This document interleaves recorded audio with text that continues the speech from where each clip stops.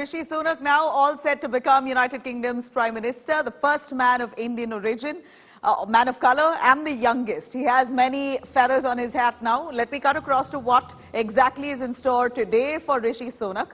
At 1:30, about some time from now, Liz Truss will be chairing a final cabinet meeting, outgoing UK Prime Minister's final address at 10 Downing Street. In fact, Liz Truss becomes the shortest serving Prime Minister of the United Kingdom. And then post that, Liz Truss is all set to meet with the King at the Buckingham Palace.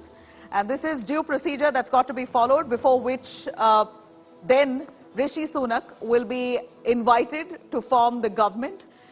In fact, Rishi Sunak himself will be meeting the monarch.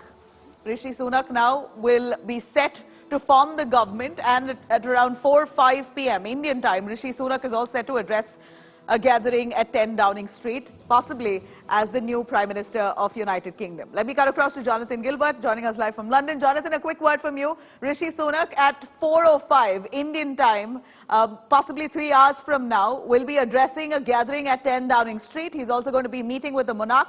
This is the due process to be followed before he takes on today. What really is the mood as you have a new Prime Minister taking over? Well, as you say, this is purely procedural. You've outlined exactly what's going to happen. Liz Truss will hold her final cabinet meeting. She will deliver a final valedictory address outside that famous door in 10 Downing Street, and then she will proceed to Buckingham Palace, just half a mile from where I'm standing, in order to offer her resignation to the King. And then Rishi Sunak will ask to form a government, and the King will grant him permission to form a government. It all sounds terribly archaic, but that's how it's done here. And then Rishi Sunak returns to Downing Street, and at that point, he will stand at that famous podium outside that famous door in that famous street, and he will deliver his first address as Prime Minister. We don't know what he's going to say, but we've got a pretty good idea. It'll be to do with reuniting the country, reuniting his party, and getting us through this long, cold, difficult winter ahead of us, trying to tamp down the raging inflation at the moment and restore the cost of living and improve the cost of living for so many people in this country. So it's largely formal, but at the same time, we will be seeing our new Prime Minister, you know, at the steps on the podium for the first time. I must admit, having seen his address yesterday, you know, he could do with a little bit of media training. He's certainly not the most natural and charismatic politician in the world. He's no Boris Johnson, that's for sure. But, you know, he will have to grow into the role, I think, and he's going to have to learn not only how to run this country from an economic perspective, but how to deal with and communicate with his electorate as well. So let's wait and see what he has to say. Well, he possibly has done something right, that he had over 140 odd MPs backing him. But stay with us, Jonathan. I'm going to cut across to Rishi Sunak, how he's scripted history by becoming India's, or an Indian origin's first Prime Minister of Britain. As Rishi Sunak's grandparents hail from Punjab, his father-in-law, Narayan Murthy, is the founder of Infosys and one of India's best-known businessmen.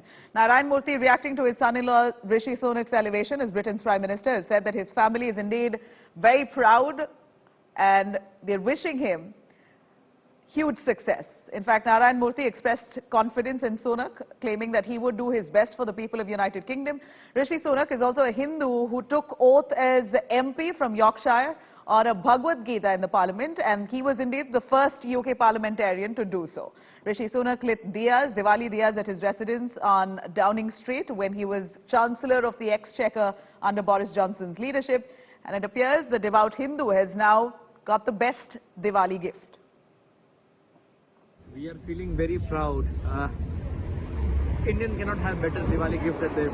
On a Diwali day, Rishi Sunak, an Indian born, maybe an NRI Indian, has become a Prime Minister of a country which has been ruled, a country which has ruled India for almost more than 200 years. So yeah, very proud. A lot actually, because in a country like UK, अगर हम ये देखें कि अगर कोई Indian अगर वहाँ पर Prime Minister बना है, so this means a lot to us. A lot. World is changing. World is changing actually. People are accepting us. All right, cutting across to Jonathan on that. Jonathan, you know, as much as we are all hailing Rishi Sunak, we know, and we, of course, want better governance for you, for United Kingdom. Do you believe in any way this is a short-lived tenure, just like the others?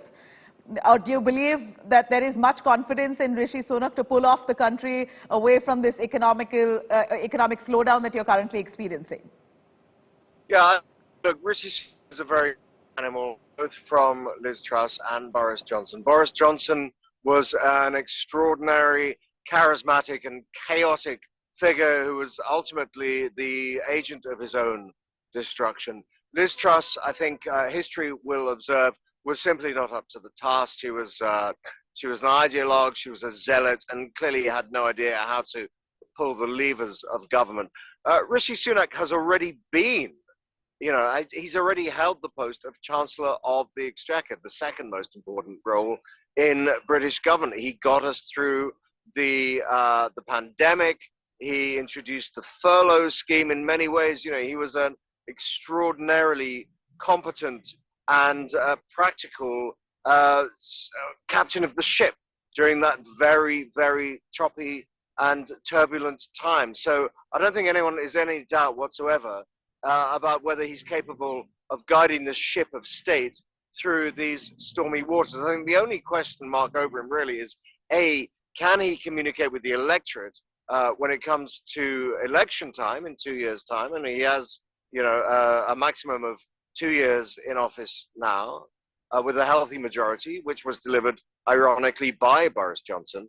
But can he communicate with the electorate, and can he persuade them to vote for him? I think he probably needs to learn a few tricks when it comes to communication skills, but when it comes to running the ship of state, I think a lot of people are very happy now that we have a grown-up in the room. All right. Jonathan, thank you very much. Appreciate your time.